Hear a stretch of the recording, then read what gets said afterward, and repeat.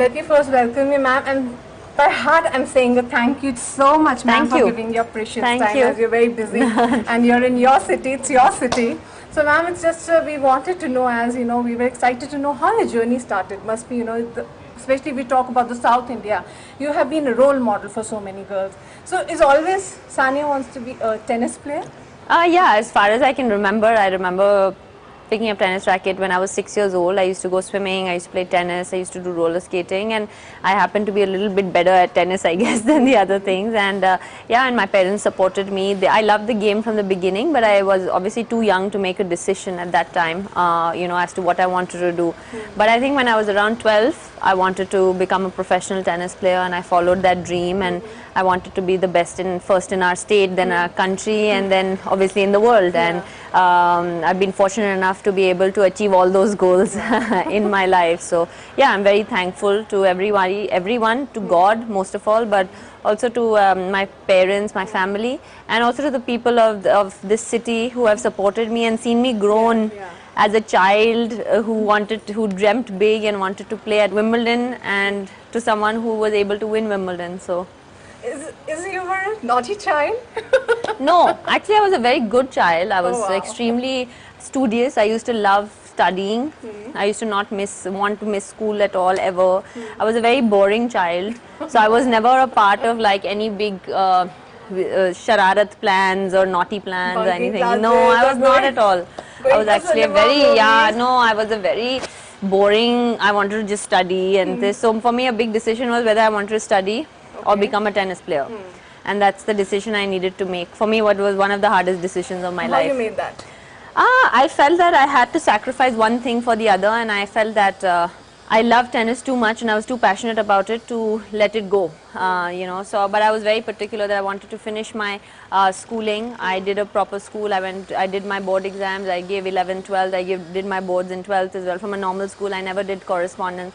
And then I went to college for about a year and a half, and then after that it just got too difficult to manage after that. So if you're not a tennis player, you thought somewhere, okay, what you will be? I wanted to be a doctor. Great. A long time ago.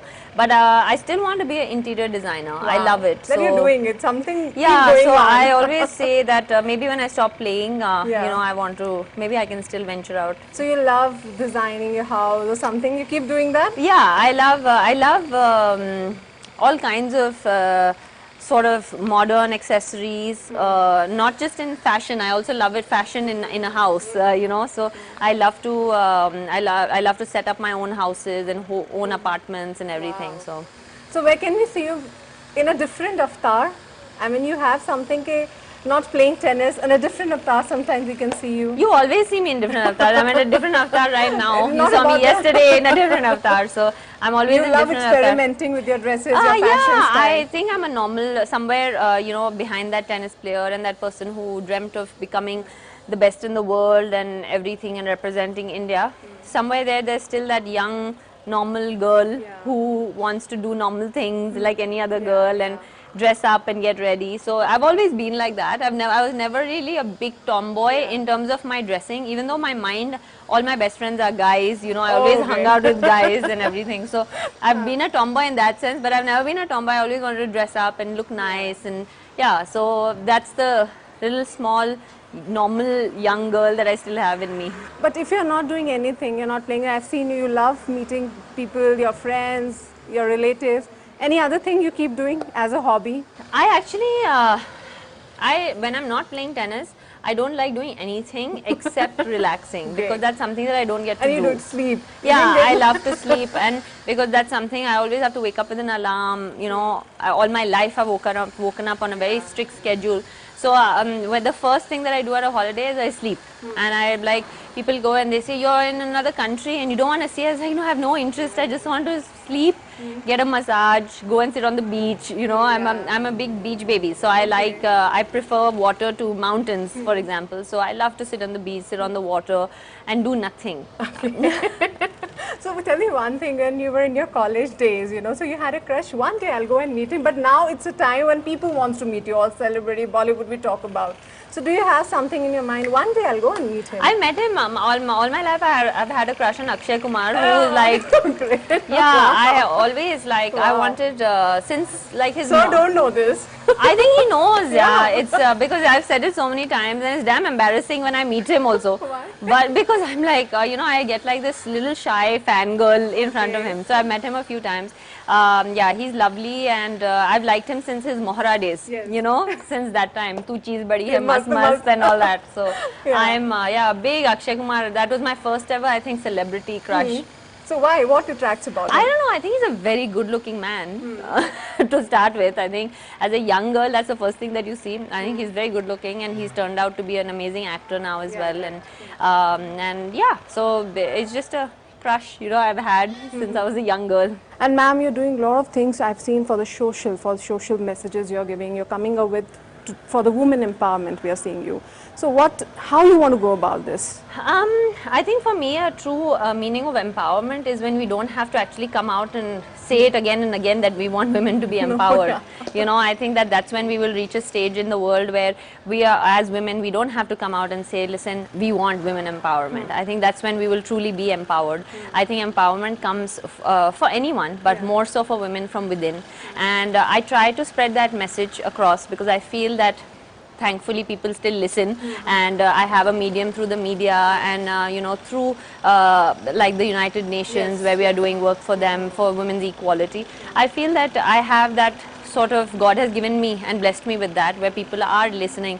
So I would love to tell girls, and every opportunity I get, that don't think of yourselves as a liability or as someone that is less than anything or anyone in this world, and that's when you will truly be empowered. You know, so I think people say so much about women empowerment and how equality, but equality comes from within, empowerment comes from within, and until you believe that you're not empowered and you don't believe that you are equal and you can achieve whatever you want once you are determined to do it, I don't think people will believe that. So I want, of course, we want to tell men that they need to respect women and treat them equally and everything.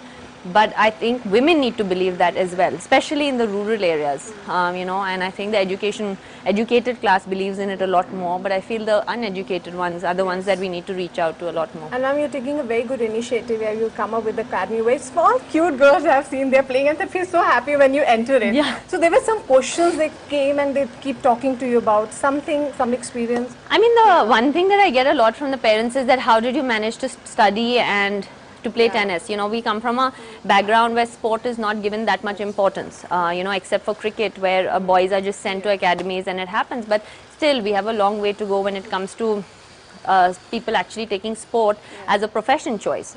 They actually think, you know, why are you letting them go and play out in the sun? Why are you wasting time? Let them be a doctor or whatever, a lawyer or whatever it is, which is fine. I have no problem with that. But I think that today sport has become a legit profession, and just the way you work towards becoming an educated person, a doctor or a lawyer or a teacher, you can work towards becoming a professional tennis player, badminton player, boxer, whatever, wrestler. I mean, we've got unbelievable examples of that, right, in today's day and age. So that's the question that I get a lot, especially from parents. And from kids, I get all kinds of questions. Certainly the small girls. Yeah, the small kids. I think they say, how do you hit a forehand, and you know, when did you learn how to do this? So cute. It's very cute. Yeah, it's really cute. It's actually amazing to see, because when I started playing tennis, we used to literally have to go and get people to come and play, you know, and now you have hundreds of kids coming out. After seeing you. I mean, I don't know, I hope I played a small part in that, but I feel happy, you know, I feel that the legacy of tennis must go on. What makes you keep going? Your energy funda. People have asked you fitness, but I want to know your energy funda. Actually, you know, I'm a very lazy person, I want to tell you. Like, I'm an extremely... on the field, you are. You know, so that's the thing. Like, I'm an extremely lazy person. If I don't have to get out of my house, I will sit in my pajamas all day. I don't remember the last time I've been able to do that, but that's how I would love to be. But my energy funda, honestly, I truly believe that you don't need to find a funda if you love what you're doing.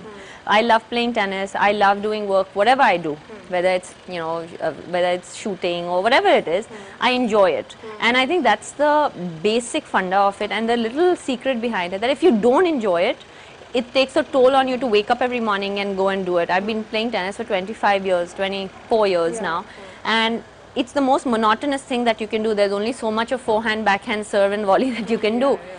If I didn't love the sport, there was no way I would have the motivation to do it. So I feel that's the only funda that you have, to find that energy from within. So that's the funda. That is the funda. No exercise, enjoy it. Fitness. No, I think that is something that goes along with it. I hate cooking. Hate. I love eating. I hate cooking. I don't know how to cook. I have no patience. I'm a very impatient person. So that's I think the biggest complaint my husband has. It's been 7 years. Maybe he's I've cooked chai for him. So sweet. That's the only thing I know how to cook. No, I can make egg and like very simple stuff. But he cooked for you? Because no, he also doesn't. He just expects to be cooked for. So one message for the lovely couples. How you manage your personal and professional life. As we are seeing you're traveling, then... I don't think there's one such message. I think that people, every couple goes through their ups and downs, as have we, as have everybody. Just because we're celebrities, we don't have different issues. We have the same issues. Why did you leave the wet towel on the bed? Why didn't you switch off the light? I don't want. Everybody has those issues, Lovely, Just because you're a celebrity doesn't doesn't take away from it. I think for us, what has worked is mutual respect. Yes. I think that is something that keeps a relationship going. And I think that if you respect each other, you respect what they do, and you have respect for their beliefs, they don't need to be the same as yours, then you can find a way to work it out. That's what's worked for us so far. I mean, I can only speak for myself. Yes, so. True. And when biopic, your book has come now, people are actually having the eye when your movie is coming out. So a lot of questions are around. I don't know. I mean, no, there's nothing really honestly going on about it. I mean, we have spoken to a few people, we've been approached, but there's nothing concrete. I think it's just the media that has made it that this biopic is coming out or whatever. Because it's a big, I don't know if it should or not, but if it does, it'll be good to tell my story in a different way. I've been able to do it in the book, but it'll be good to do it that way as well.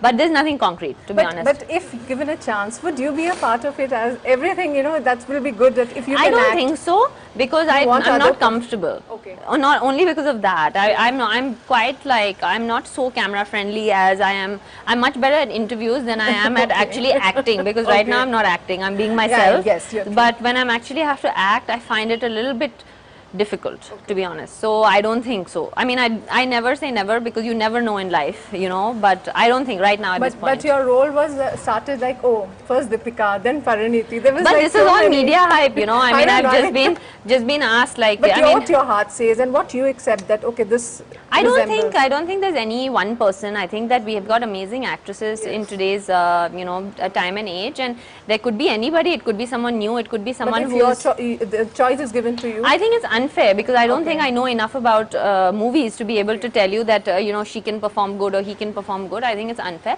I've just said, like, I'm friends with a lot of them, obviously, and I've said, it could be this one, and it's become such a big deal, and everybody's like, she wants Pariniti or she wants Deepika. It was never like that. It's just that me and Pari happen to be really good friends and everything. So anyway, I think that is much later. We have to first come up with a script and a director and everything else. So there's nothing concrete, like I said, so far. If you have to define yourself as a friend, I think I'm quite a good friend. I honestly think I'm a better friend than a wife or girlfriend. That's to be honest. Yeah, I think I'm a good friend. I think I try and be there. The only thing bad about me as a friend is that I hate to stay in contact every day, because my life is really like busy with the time difference and everything.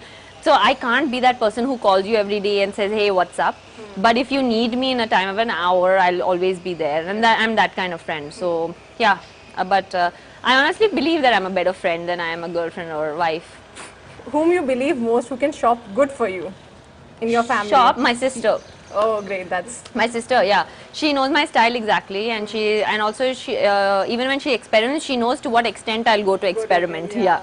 So she's very good. She also styles me. So she understands my body type and what I like and my choice and everything. Festivals, how festivals you celebrate, and if you're not around, what you miss the most?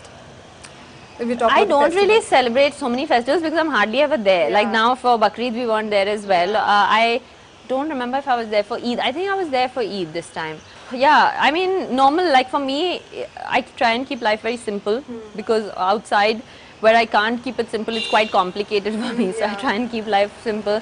I try and stay close to my family and my friends, and that's what we do even at festivals. It's all about being connected with your loved ones. So. And today, at present, if we talk about a line about the life, at present, if we don't talk about the past, present your life, how you define your life, how it's going? I feel it's going the best I've ever had. Yeah, I would be a fool to complain about my life. You know, God has been very kind and blessed me and my family with so much and more than we could have ever imagined or dreamt of.